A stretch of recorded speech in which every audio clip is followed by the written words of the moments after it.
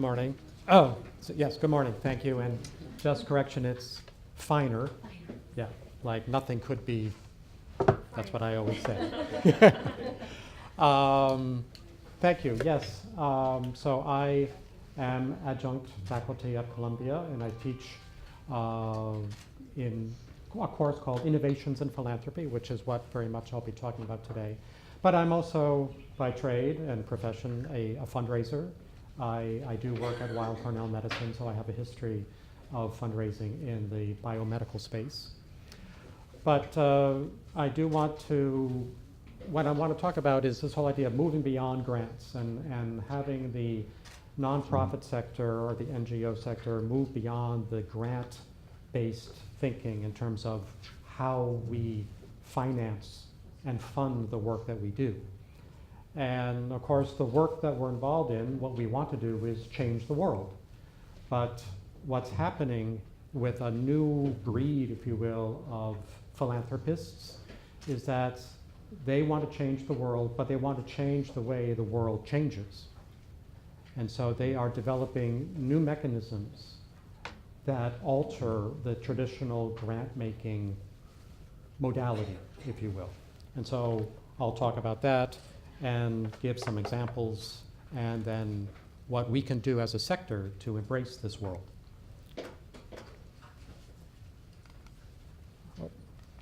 So here's a slide, and it's called Philanthropy's Big Bang 2. So the Big Bang in philanthropy happened turn of the 19th, 20th century with the establishment of the traditional foundation structure and the grant-making structure, which has been very successful. If you've looked at Giving USA reports about the increase in philanthropic giving, we're setting new highs. But in addition to that, there's this wealth of new organisms, entities, and a lot of new terminologies, things like venture philanthropy, impact investing, new partners such as social capital partners, the Fidelity Charitable Gift Fund. So the whole nonprofit world is being reinvented, if you will.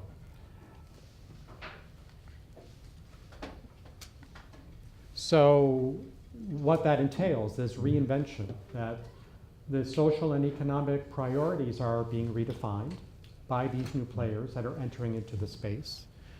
And as a consequence, funding and investment opportunities are changing. So we're moving beyond the grant-making perspective. And for the nonprofits and the NGO sector, that's a challenge and an opportunity. So one thing that's being challenged very much is the traditional viewpoint of the nonprofit social benefit sector. The traditional view is that we in this space are correcting for the market. The market is part of the problem. So that we, the social benefit sector, nonprofit sector, is working in reaction to the messes that capital markets have created. This new paradigm, if you will, changes that.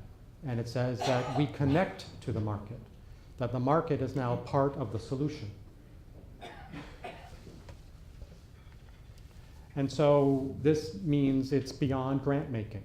So this, you can't really see, but there are 3 circles and 4 circles. The top one is high net worth individuals and foundations. They form part of this universe that we work in. The public sector and the private sector, all these different sectors are working together right now through these new mechanisms. And in the center, where they all converge in this Venn diagram, is the sweet spot that we're working in now. And to put a label on it, it's what we call venture philanthropy, or socially responsible investing, or the terminologies now that embrace all this is really the term of impact investing, right? So the challenge right now is for the nonprofit sector, the NGO sector, to find ways to embrace these changes and adapt our mentality and the way we do the work to raise funds for our social benefit projects by incorporating all of these different players right now.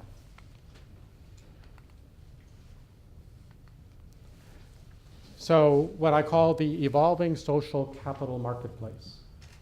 I call it that, but many others have called it too. I did not invent this. But what's happening in the nonprofit or civil society sector, if you go out and want to raise funds from an individual, a major donor, a high net worth individual, a lot of these new philanthropists are agnostic in their approach to how to accomplish social benefit. If they want to make a grant, if they determine that your initiative is the best way to approach it is by making a grant, they'll make a grant. If they determine that what you're trying to accomplish can be done best through an impact investment, they will make an impact investment.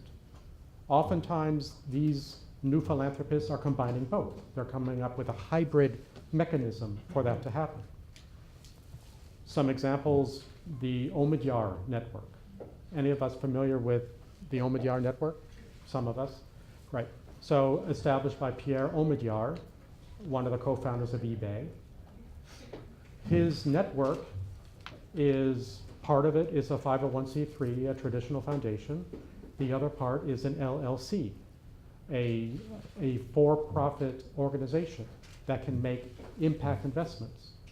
So he is agnostic in how he approaches. He can, through his organization, he can combine these two mechanisms. The other example is Mark Zuckerberg with the Chan Zuckerberg Initiative, recently launched, well, been over a year now. But that's also structured as an LLC, meaning it can make a charitable contribution, it can make an impact investment. It can also raise funds from other nonprofits, foundations. It can also itself accept investments from the for-profit world. Again, all these new opportunities that are out there for our sector to embrace. The idea of foundations working as philanthropic banks. Of course, the usual way foundations work is they make a grant, and the nonprofit applies for that grant support. Another avenue that foundations pursue is program-related investments, PRIs. People here familiar with a PRI? Which is not a grant, it's an investment. It's a loan product that funds are given out to a social benefit enterprise, a social entrepreneur, or to a nonprofit at very below market rates, concessionary returns, if you will, for the foundation receiving it. And the benefit from that is that the return on that investment is recycled by the foundation as another PRI or as a grant, because this type of funding comes out of the 5% allocation of foundation endowment that they're required by the IRS to give out. There was just the other day, 2 days ago, the Gates Foundation announced a $40 million PRI in a social benefit organization in the healthcare space to develop new health technologies for tuberculosis. Very viable opportunity right now. The other way that foundations are working is called mission-related investing, MRI. People familiar with that term? It is a way for foundations to pursue total asset management, meaning that every resource available to the foundation is being directed towards completing the foundation's mission. Which, when you break that down, what that means is that the foundation's investment portfolio is now being invested in opportunities that align with the foundation's mission. No longer would a foundation that is trying to promote healthcare have as its own portfolio management investment opportunity an investment in a tobacco company, for example.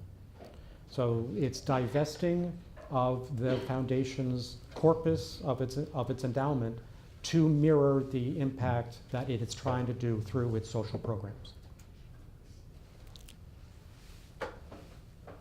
The next point is the social finance intermediaries. So it's matching money to mission. The The purpose, what's happened in the traditional financial markets is that the flow of funds is rarely direct, that there are intermediaries, financial intermediaries that work with an investor to match their interests with a business opportunity. That's happening now in our marketplace as well, in the social benefit sector. Anyone familiar with the organization called New Profit Inc.? It is what they describe themselves as is a nonprofit venture philanthropy fund. It is a nonprofit that pools resources from the investment community, analyzes the information, determines where the philanthropists or the social investors want to make impact. They aggregate their information and choose nonprofits and social ventures to work with. So they assemble a portfolio of clients that they are matching with the funding resources that they secure. The other initiative that I like very much is something called Benefit Chicago. This is a collaboration between a private foundation, a community trust, and a nonprofit financial institution to leverage $100 million of investments in social enterprises and nonprofits in the Chicago area. What this enterprise is doing is issuing community investment notes. An individual, an investor, for $20 can purchase a community investment note. The proceeds from that sale are put into a fund that then supports social ventures, nonprofits in the Chicago area. When the community note matures, the investor can take the proceeds, can reinvest them in another community investment note, or can add those proceeds to a donor-advised fund that is administered by the Chicago Community Trust. So all these mechanisms are trying to find ways for the nonprofit sector to tap into other financial resources beyond traditional grant making.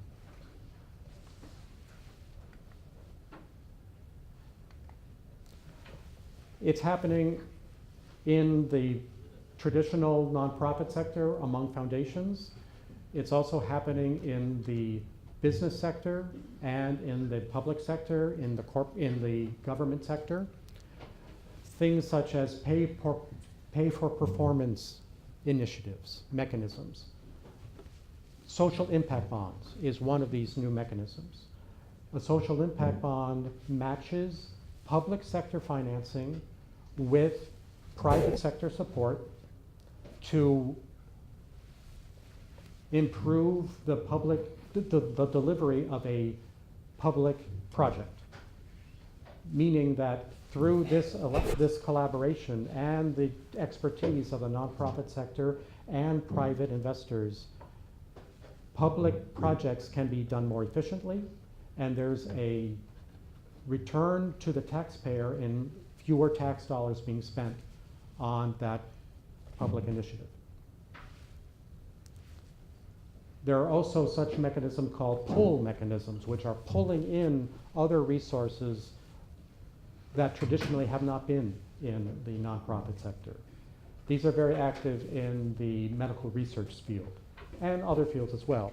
Things such as awards, prizes, competitions. These are open source type of financing opportunities. It's the trend towards democratizing philanthropy. And another type of incentive is something called an advanced market. It's 11 hours. 11 hours, all right. An incentive called an advanced market commitment, which is something that it works in, I won't get into it, but it's something else that is happening. So, yeah. So all of this, you can't really see this, but it's a New Yorker cartoon which says, my question is, are we making impact? So all these wolves howling at the moon, all these new investors, all these social purpose organizations, are we making an impact? That's the Holy Grail of what we're trying to do. Well, to put this in a diagram, there are all these newish types of tools, standards, and resources that are being applied to achieve outputs, outcome, and impact. And on this graphic, you can see below market rate, which is the traditional grant support, all the way up through hybrid mechanisms, all the way through market rate mechanisms, from grant support at the far end to the idea of private equity and accessing private equity to support our initiatives at the other end. So all these new mechanisms that are being used by many enterprising nonprofits and being employed by the new philanthropists are allowing our sector to reach out and tap into financial resources that traditionally have not been available to us. So the takeaways from this type of social finance is part of development. In a nonprofit world, it should fall within the development department's purview. The same way that planned giving is part of the development world, social finance opportunities should also be driven by traditional development departments. This type of financial resource is additive, and all these tools are additive. It's expanding our philanthropic toolbox. It's a complement to philanthropy. It's providing new tools, new finances to support traditional grant making, because grant making is not going away. And then third is the opportunity for our sector. So nonprofits, we're the demand side of the equation. We need to align ourselves to take advantage of these new opportunities, the supply side. Because what's happening in the social finance world, the for-profit world, the investment community is moving into this space. They often look to our sector to help them determine the best ways to do it, but we also as a sector need to adapt to this new reality and apply them to our work.